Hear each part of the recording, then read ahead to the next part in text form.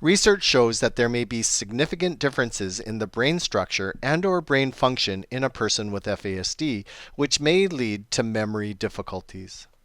Memory is a very complex process. However, at a very basic level, in order to remember something, we need to process the information, store it, and then be able to retrieve the information when it's needed. Basically, there are three aspects of memory: sensory, short-term, and long-term. Sensory memory refers to the very short period of time when we first perceive the information. Short-term memory allows us to recall the information for several seconds. More specifically, working memory is the ability to hold information in mind that is needed to carry out a larger task. We know from the research that it is very common for our students with FASD to have working memory difficulties. Finally, long-term memory refers to the storage of information over an extended period of time. So, what does a memory challenge look like in our classrooms? Our students may have trouble remembering directions or instructions, may display inconsistent learning, there one day, gone the next, may have difficulties making connections with prior learning, may miss scheduled appointments, may lose school supplies and other personal property, may have difficulty remembering what is to happen next or what has just happened, and may have difficulties carrying out multi-step assignments. Memory difficulties can also affect good decision making.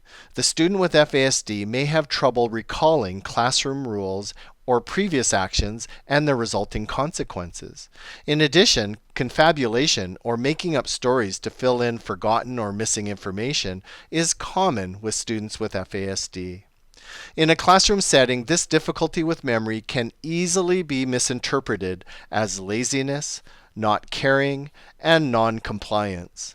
These misinterpretations can result in frustration and anger on the part of the school staff and the student. Unsupported primary disabilities, like memory difficulties, often result in other challenges. Students may become frustrated by not being able to retrieve or make sense of new information.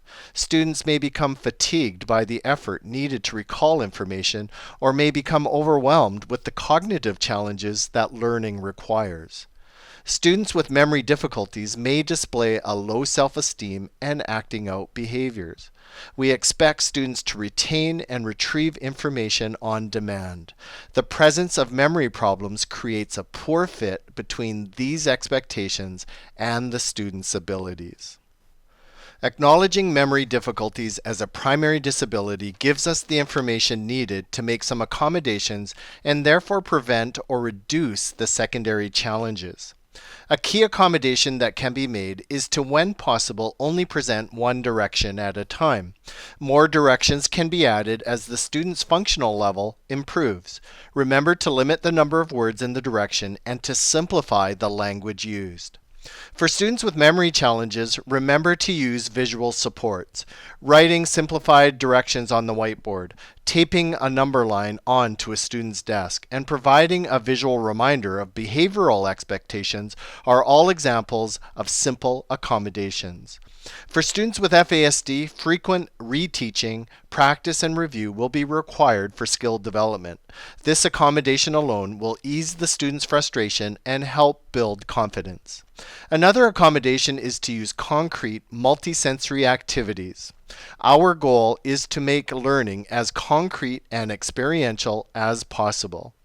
We need to build on student strengths in teaching concepts and skills. Building on already mastered skills and/or individual strengths makes it easier for our students to store and retrieve information. Other useful classroom accommodations and strategies include teaching and practicing memory strategies.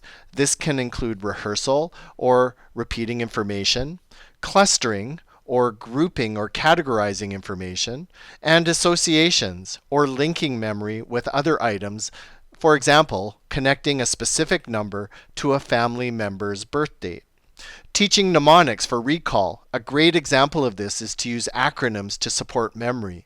If the task is to recall the notes on a bar of music, the commonly used "Every good boy deserves fudge" and FACE acronyms may help. Find ways to make learning more memorable. This may include using humor, songs, rhymes, acronyms, technology, and fun hands-on activities. Teach students to make and use lists, cue cards, or post-it notes as a way to remind them of the tasks they need to complete. Finally, we need to provide many opportunities for students to develop their memory skills. We can use games like concentration to build our students' memory capacities. Memory difficulties can be the source of much anxiety and frustration for our students. Our responsibility as educators is to first identify this area of challenge and then provide the accommodations and to teach the strategies that will support the student with memory difficulties.